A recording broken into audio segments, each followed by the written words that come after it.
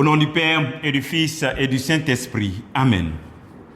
Viens en nous, Esprit Saint, remplis les cœurs de tes fidèles et fais-les brûler du feu de ton amour. Ô Seigneur, envoie ton esprit et tout sera créé et tu renouvelleras la face de la terre.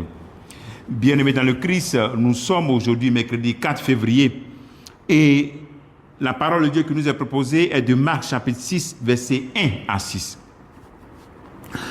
En ce temps-là, Jésus se rendit dans son lieu d'origine et ses disciples le suivirent. Le jour du sabbat, il se mit à enseigner dans la synagogue. De nombreux auditeurs frappés d'étonnement disaient « D'où cela lui vient-il? Quelle est cette sagesse qui lui a été donnée et ces grands miracles qui se réalisent par ses mains? N'est-il pas le charpentier, le fils de Marie et le frère de Jacques, de José, de Jude et de Simon? Ses sœurs ne sont-elles pas ici chez nous? » Et ils étaient profondément choqués à son sujet. Jésus leur disait, « Un prophète n'est méprisé que dans son pays, sa parenté et sa maison. » Et là, il ne pouvait accomplir aucun miracle. Il guérit seulement quelques malades en leur imposant les mains. Et il s'étonnait de leur manque de foi. Alors Jésus parcourait les villages d'alentour en enseignant. Acclamons la parole de Dieu, louange à toi, Seigneur Jésus. Cet évangile nous invite à faire attention à la familiarité que nous avons avec Jésus-Christ. La familiarité est bonne, mais elle peut voiler l'action de Dieu, ou bien même nous rendre aveugles. Dieu est tellement proche de nous que souvent même sa proximité, il y a un voile qui couvre notre capacité de savoir qu'il est là. Le Christ est venu dans le monde et on ne l'a pas reconnu. Et voilà, donc il faut faire attention de rentrer dans une mentalité selon laquelle Dieu doit arriver de manière extraordinaire dans ma vie. Et que les signes de la présence de Dieu dans ma vie, c'est quand il y a des choses extraordinaires. Non. Dans l'ordinaire de ta vie, Dieu peut faire de petites choses qui sont extraordinaires.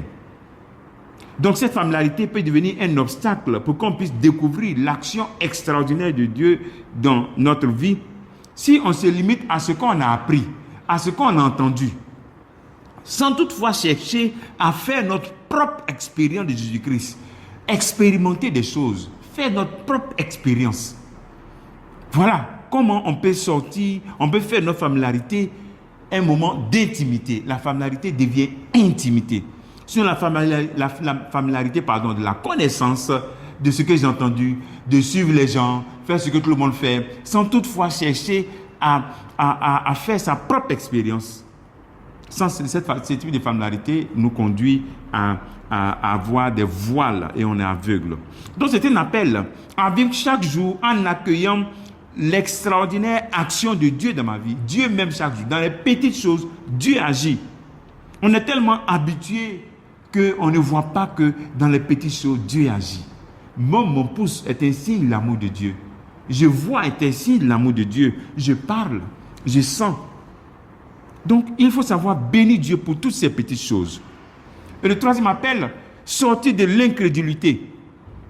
L'incrédulité bloque la réception de la grâce. Lorsqu'on n'a plus la foi, lorsqu'on perd la foi, lorsqu'on est découragé, on tombe dans l'incrédulité. Demandons au Seigneur de ne jamais perdre la foi, d'avoir toujours foi en lui. Et quelles que soient les situations peut-être négatives qui se répètent dans ma vie, de garder la foi, de ne pas tomber dans l'incrédulité, de dire non, tout cela, ça ne sert à rien. Oh, prière, ça ne sert à rien. Aller à l'église chaque jour, ça ne donne rien. Ça, ce sont des paroles d'une personne incrédule qui va perdre la foi. Ne tombe pas dans ce piège. Comme travail que tu peux faire en ce jour, tu peux demander au Seigneur, augmente ma foi, éloigne-moi de l'incrédulité. Ok?